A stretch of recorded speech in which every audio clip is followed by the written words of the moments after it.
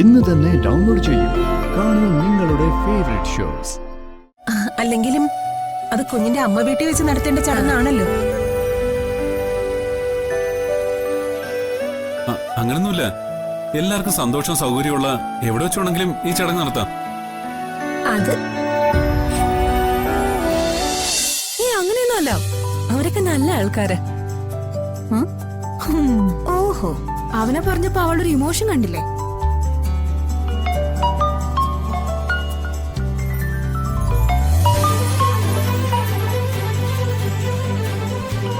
പറഞ്ഞു തീർന്നില്ല, അതിനു മുമ്പ് അവന്റെ കോള് ദേ വന്നു. ഞാനേ പിന്നെ സംസാരിച്ചോളാം. അതൊന്നും വേണ്ട, നീ തന്നെ ഫോൺ എടുത്തോ.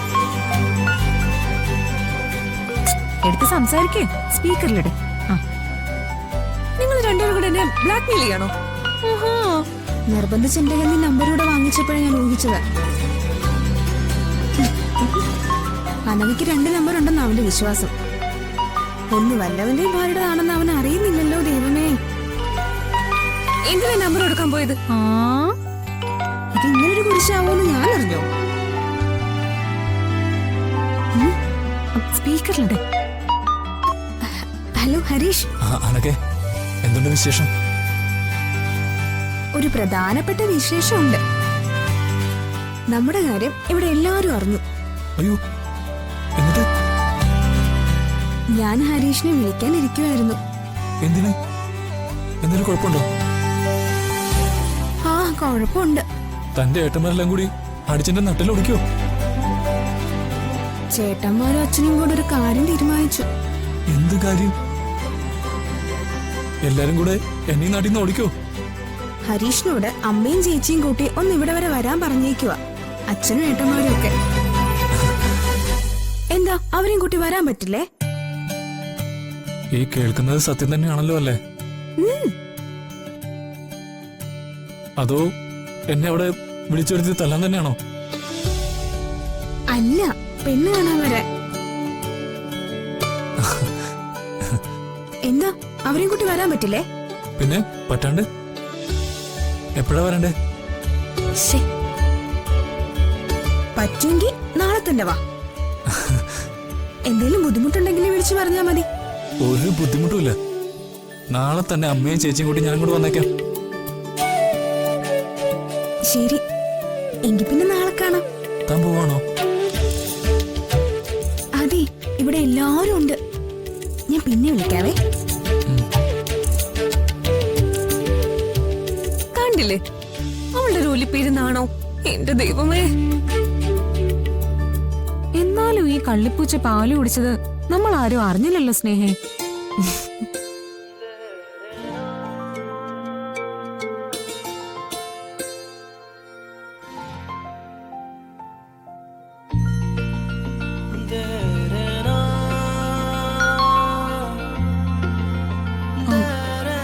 അവന്റെ മെസ്സേജാണോ?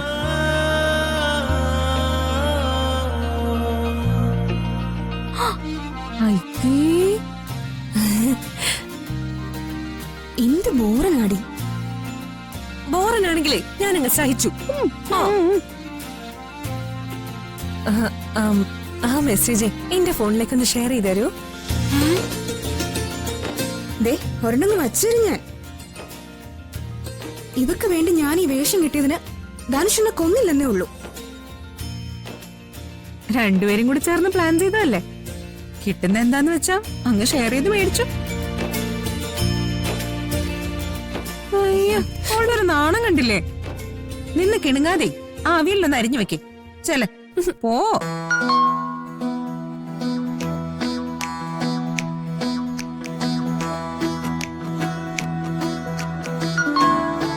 അയ്യേ അയ്യേ, എന്താ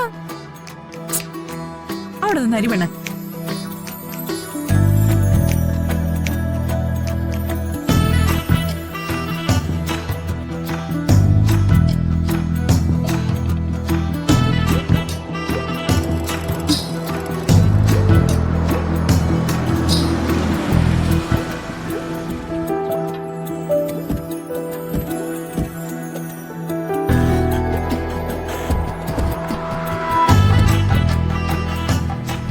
അർച്ചനെ, ഇത് ആരൊക്കെയാ വന്നിരിക്കുന്നത് നോക്കിയേ.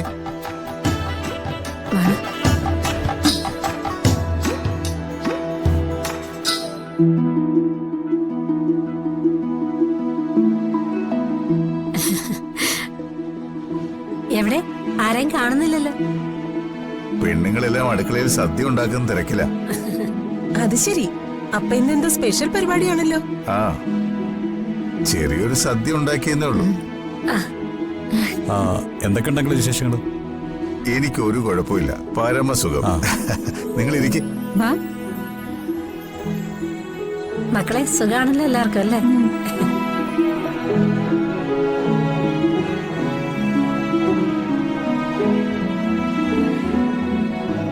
സേതുവേട്ടാ, ഞങ്ങള് വന്നത് ഒരു പ്രധാനപ്പെട്ട കാര്യം പറയാനാ.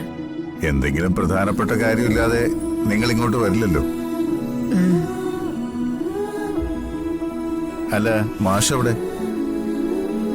അച്ഛനിപ്പോ ഒന്നിനും സമയമില്ലല്ലോ, സ്ഥിരമായിട്ട് യാത്രകളല്ലേ. അച്ഛന്റെ കുറെ ഫ്രണ്ട്സ് ഉണ്ട്, അവരെല്ലാരും കൂടി ഒരു ഓൾ ഇന്ത്യ ടൂർ പരിപാടിയില്ല.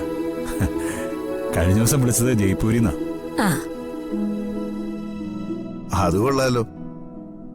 മാഷിത് മുൻപേ പറഞ്ഞിരുന്നെങ്കിൽ ഞാനും കൂടി പോയേനെ.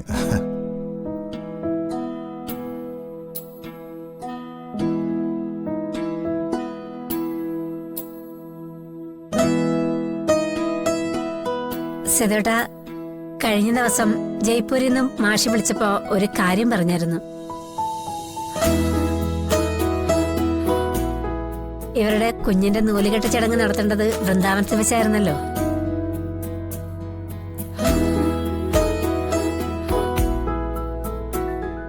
നിർബന്ധം പിടിച്ച് ഇവളിങ്ങി പോകുന്നത് കാരണം അത് നടന്നില്ലല്ലോ.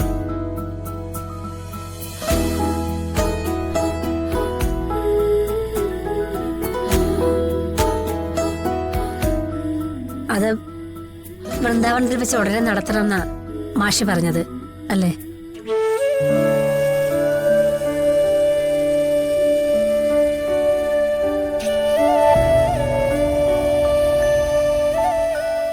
അല്ലെങ്കിലും അത് കുഞ്ഞിന്റെ അമ്മ വീട്ടിൽ വെച്ച് നടത്തേണ്ട ചടങ്ങാണല്ലോ. അങ്ങനൊന്നുമില്ല. എല്ലാവർക്കും സന്തോഷം സൗകര്യമുള്ള എവിടെ വെച്ചാണെങ്കിലും ഈ ചടങ്ങ് നടത്താം. അത് അമ്മ ഇപ്പൊ എന്താ പറഞ്ഞു വരുന്നേ? എന്താണെന്ന് വെച്ചാ നൂലുകെട്ട് ചടങ്ങ് അത് വൃന്ദാവനത്തിൽ വെച്ച് തന്നെ നടത്തണം.